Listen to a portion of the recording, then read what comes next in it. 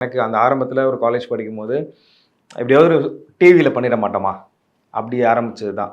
So அப்போ Sun TV மாதிரி ஒரு டிவியில் அசத்த போகுது யாருன்னு ஒன்று பண்ணேன். அப்புறம் டிவியில் மெமிக்கிரியே பண்ணிட்டோம். அப்புறம் ஆங்கர் ஆகணும்னு ஆசை வந்தது. சரி ஆங்கர் ஆகலாமேன்னு ஆதித்யாவில் ட்ரை பண்ணி அங்கே ஒரு 7 வருஷம் அங்கே ஒர்க் பண்ணேன்.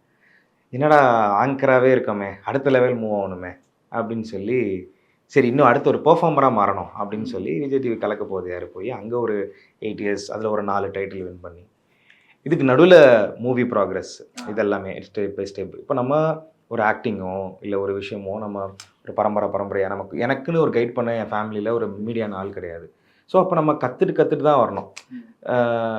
இந்த ட்ராவல் ஆஃப் இந்த 19 இயர்ஸ் ஆஃப் என்னோட மீடியா ஜேர்னியில் பயங்கரமான அனுபவங்கள், பயங்கரமான அவமானங்கள், பயங்கரமான லேர்னிங்ஸ், திட்டு, அப்ரிஷியேஷன்ஸ் எல்லாமே பார்த்துருக்கேன்.